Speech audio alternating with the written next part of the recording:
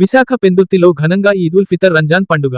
విశాఖ మహానగరం GVMC 97 ward చిన్నముషిడివాడలో శనివారం మజీద్ నూరానిలో president Sheikh Brihan ఆధ్వర్యంలో ఈద్-ఉల్ ఫితర్ రంజాన్ పండుగ కనులు పండుగగా జరిగింది. ముస్లిం సోదరులు పెద్ద సంఖ్యలో పాల్గొని ప్రత్యేక ప్రార్థనలు చేశారు.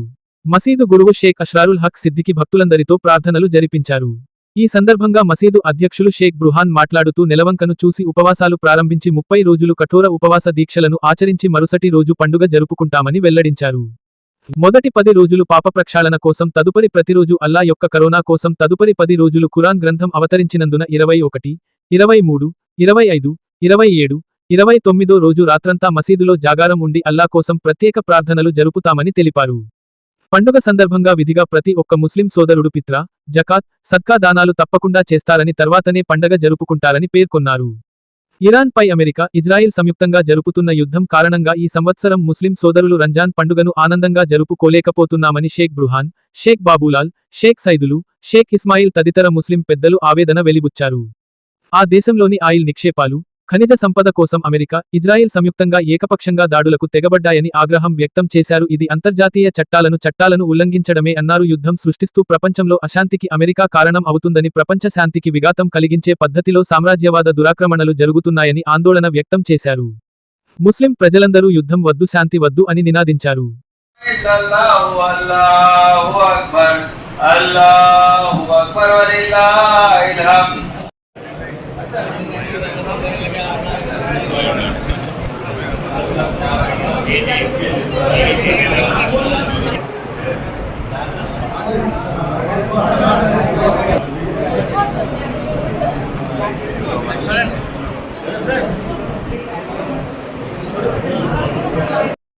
ఈరోజు నా పేరు షేక్ బృహాన్ అండి. మాది చిన్నముషిడివాడ మసీదే నూరాని నుంచి మాట్లాడుతున్నాం. ఈరోజు రంజాన్ నెల స్టార్ట్ అయ్యి 30 రోజులు కావస్తున్నందున 30 రోజులకు ముందర నెలవంక చూసి ఉపవాస దీక్షలు మొదలు పెడతాం. ఉపవాస దీక్షలు చాలా కఠోరంగా ఉంటుందండి.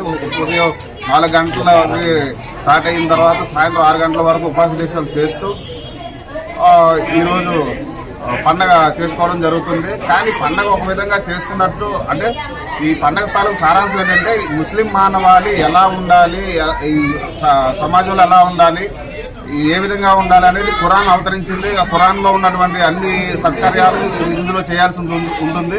తర్వాత ప్రతి ఒక్క ముస్లిం సోదరుడు కూడా సద్కా, జకాత్, ఫిత్రా కూడా ఇవ్వాల్సి ఉంటుందండి. అంటే తన సంపాదనలో 7 లక్షల చిల్లర ఉన్నట్లయితే 2.5% పేద ప్రజలకి వాళ్ళకి దానం చేయాల్సి ఉంటుంది. వాళ్ళకి దానం చేసిన తర్వాత ఈ పండుగ నమాజ్ చేసుకోవడం జరుగుతుంది. తర్వాత ఆఖరిగా మొదటి 10 రోజులు పాప ప్రక్షాళన కోసం నమాజులు చదువుతారు. రెండో 11 నుంచి 20 రోజుల వరకు అల్లా తాలా కరుణ గురించి చేయడం జరుగుతుంది. తర్వాత తదుపరి రోజులు ఏమిటంటే ఖురాన్ అవతరించిన సందర్భంగా ఖురాన్ కోసం జాగరాల రాత్రులు 21, 23, 25, 27, 29 రోజులు జాగరాలు చేస్తూ మొత్తంగా చేసుకుంటాము. పండగ ఏ విధంగా జరిగినప్పటికీ కూడా పండగ సంతోషం అయితే మాకు కొద్దిగా తక్కువ ఉందండి. ఎందుకనంటే ఇరాన్ పై మూకుమ్మడిగా ఇజ్రాయిల్, అమెరికా ఏకపక్షంగా దాడులు చేస్తుంది. ఎందుకనంటే వాళ్ళు దాడులు చేయడం అనేది కేవలం ఏదో ఒక బూచి చూపించి, సామ్రాజ్యవాదంతో బూచి చూపించి అక్కడ ఏదో బాంబులు ఉన్నాయని చూపిస్తూ కేవలం అక్కడ ఉన్నటువంటి ఆయిల్ మీద, ఖనిజ నిక్షేపాల మీద పట్టు సాధించాలని ఇప్పటికే చాలా అరబ్ కంట్రీస్ అన్ని UAE కానీ లేకపోతే ఇంకోటి ఏదైనా కానీ అది కూడా వాళ్ళ కబ్జాలోకి వెళ్ళిపోయి ఇప్పుడు ప్రతిసారి మొన్న పాలస్తీనాన్ని నాశనం చేశారు. అంతకు ముందరేమో ఆ వెనిజులా అధ్యక్షుడు మదురోని వాళ్ళ భార్యని కిడ్నాప్ చేశారు.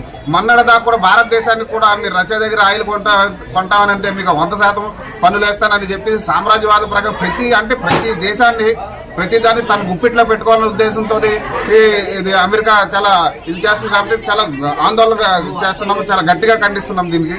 ఎందుకంటే ఇది నాకు సొంత స్నేహితుడు మోడీ గారు అని చెప్పేసి పేపర్ స్టేట్మెంట్ ఇస్తున్నారు ట్రంప్ గారు. కనీసం మన ట్రంప్ గారు ఇచ్చేసినప్పుడు మన మోడీ గారు మధ్యవర్తంతో చేసి మాకు యుద్ధం వద్దు, శాంతి ముద్దు అనే విధంగా మేము శాంతి పరంగానే మేము చేసుకోవాలనుకుంటున్నాము.